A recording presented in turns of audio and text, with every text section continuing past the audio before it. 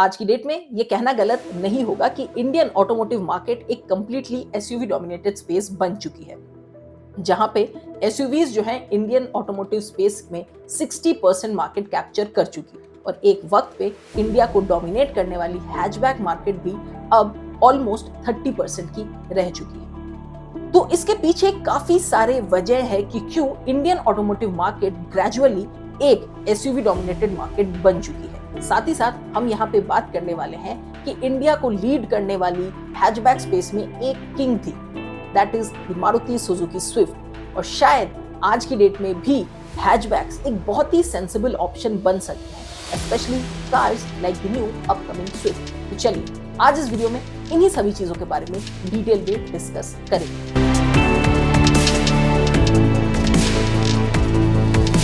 Hatchback space की अगर बात की जाए तो इंडिया को एक टाइम पे ये रूल करती थी। हमने एंट्री लेवल हैचबैक्स को भी देखा and then gradually premium hatchbacks का भी एक्सेप्टेंस इंडिया में बहुत हुआ। एक वक्त में जब होंडा ने जैज को इंडिया में लॉन्च किया था या hyundai ने गेट्स को लॉन्च किया था, तो ये सभी प्रीमियम हैचबैक्स थे और इंडियन कंज्यूमर्स ने उसको सिरे से दरकिनार कर दिया था। लेकिन धीरे धीरे जैसे इंडियन ऑटोमोटिव मार्केट और मैच्योर होती गई, प्रीमियम हैचबैक्स ने भी अपनी जगह बना ली। एंट्री लेवल हैचबैक्स से प्रीमियम हैचबैक्स के बीच में जो ब्रिज बनी वो थी the cars like the Maruti Suzuki Swift. जी हाँ, स्विफ्ट एक बेहद पॉपुलर कार है इंडिया में। महज 16 सालों में मारुति ने इंडिया में 25 लाख स्विफ्ट को सेल किया था, जो अपने आप में एक बहुत ही जबरदस्त नंबर है। और 2024 में हम अब एक न्यू स्विफ्ट का भी एंट्री जल्द ही इंडियन मार्केट में देखने वाले हैं। इस कार पे तो हम बात करेंगे ही, लेकिन अब बात करते हैं कि क्यों जो इंडियन ऑटोमोटिव मार्केट है वो कंप्लीटली एसयूवी डोमिनेटेड बनती चली गई। और इस पूरे सेगमेंट को अगर आप देखें, कहीं ना कहीं श्रेय जाता है to the cars like Ford EcoSport, Renault Duster, क्योंकि ये वही कार्स हैं जिन्होंने इंडिया में कॉम्पैक्ट एसयूवी के सेगमेंट को किक स्टार्ट किया।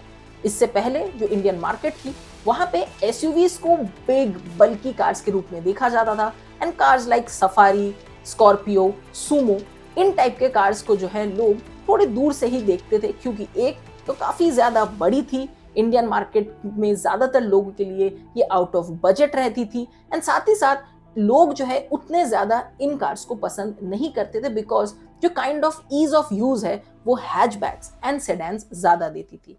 हैचबैक्स के बाद जो लॉजिकल अपग्रेड लोगों का रहता था वो रहता था सेडान्स। लेकिन जब cars like duster and EcoSport Indian market में लॉन्च हुई तो ऑटोमेटिकली जो इंडियन कंज्यूमर्स हैं उनको एक और लॉजिकल अपग्रेड मिल गया, जहां पे आप एक बड़ी गाड़ी भी ओन कर लेते हो और साथ ही साथ आपके पॉकेट में होल भी नहीं होता है। जो एसयूवीज हैं जिनको टिपिकली नॉन एफिशिएंट फ्यूल गजलर्स के रूप में देखा गया था, वो अब एफिशिएंट बनती चली गई। साथ ही साथ आपको एक कंपेटिटिव प्राइस टैग पे ज्यादा फीचर्स भी मिलने लग गए, क्योंकि इंडियन मार्केट एक बहुत ही एस्पिरेशनल मार्केट हमेशा से ही मानी गई है। तो यहाँ पे एसयूवीज जो है वो एस्पायरिंग इंडियंस के लिए एक लार्जर अपील लेके आने लगी, जहाँ पे हाई डिस्पोजेबल इनकम वाले यंग इंडियंस को अब एक ज्यादा बेहतर ऑप्शन मिलने लगा। ये तो था the evolution of the Indian automotive space in a nutshell. अब बात करते हैं ऑफ द स्विफ्ट। जी हाँ, कहने को तो ये जो स्विफ्ट आने वाली है अभी इंडिया में, ये 4th जनरेशन है, लेकिन मैं इसको एक रेवोल्यूशनरी अपग्रेड नहीं कहूंगा। Rather I will say that this is an evolutionary upgrade. और इस पर्टिकुलर अपग्रेड पे अगर आप थोड़ा गौर से देखें तो काफी सारी चीजें यहाँ पे सुजुकी ने नई की है, लेकिन काफी सारी चीजें हैं जो आप कह सकते हैं कि वो सेफ खेल रही है, because Swift is definitely an iconic car in the Indian automotive space. अगर हम बात करते हैं द न्यू जनरेशन स्विफ्ट की, तो ये बेस्ड है ऑन द सेम प्लेटफॉर्म जो अभी करंट स्विफ्ट में यूज किया गया है, लेकिन ये आउटगोइंग स्विफ्ट से बड़ी भी होने वाली है in terms of length and in terms of width. तो इसमें जो आइकॉनिक स्विफ्ट का सिलुएट है उसको मेंटेन रखा गया है, लेकिन आपको नए बम्पर्स, नए साइड प्रोफाइल, नया रेयर प्रोफाइल देखने को मिलता है।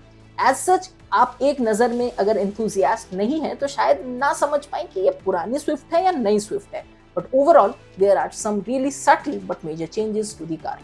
इंटीरियर की बात करें तो यहाँ पे अगेन एक कंप्लीटली नया गेम आपको देखने को मिलेगा। हालांकि इंटीरियर में जो टिपिकल 3 लेयर डिजाइन यूज किया गया है वो काफी ज्यादा सिमिलर है to the recent Suzuki car. And जाहिर सी बात है, मारुति बीइंग मारुति दबा के पार्ट शेयरिंग होगी फॉर प्राइस कंपेटिटिवनेस। अगर हम बात करते हैं यहाँ पे इंजन की, तो अब तक इंडिया में मारुति के सीरीज इंजन को स्विफ्ट में सेल करती है, लेकिन अब इस इंजन को डिसकंटिन्यू किया जाएगा क्योंकि the new G series engine will be launched in the new Swift. Power figures तो सेम रखे गए हैं, लेकिन अगर हम बात करते हैं कुछ मेजर अपग्रेड्स की, तो सबसे पहले तो ये एक बेटर एफिशिएंट इंजन होगी। पावर डिलीवरी में भी चेंजेस किए जाएंगे for the Indian market and हमें एक नया माइल्ड हाइब्रिड टेक्नोलॉजी देखने को मिलेगा, जिसके वजह से जो ओवरऑल स्विफ्ट की प्रोपोजिशंस है वो काफी बेहतर हो जाएगी। रही बात इसके ट्रांसमिशंस की, तो ये एक मैनुअल और मोस्ट प्रोबेबली एएमटी ट्रांसमिशन के साथ लॉन्च की जाएगी। तो स्विफ्ट जो है अब थोड़ी और इवॉल्व कार बनके हमारे मार्केट में लॉन्च होने वाली है।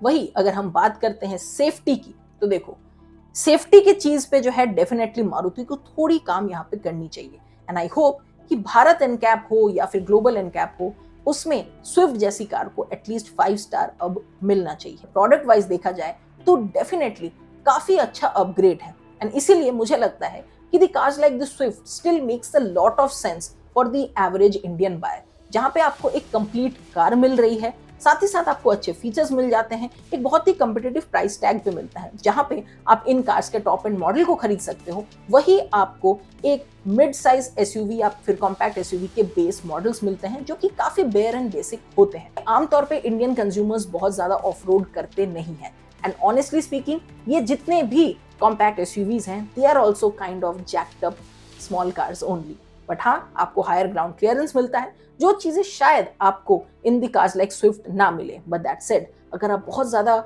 ऑफ रोड नहीं जाते हैं, बहुत ज्यादा रफ रोड्स पे नहीं जाते हैं, तो going for cars like these hatchbacks still makes a lot of financial sense. तो yes, that was it for this video. I truly hope आपको ये वीडियो अच्छा लगा। नीचे कमेंट सेक्शन में आप अपने ओपिनियन जरूर बताइए। हम आपसे मिलेंगे अपने अगले वीडियो में। Till then take care, goodbye and drive safe.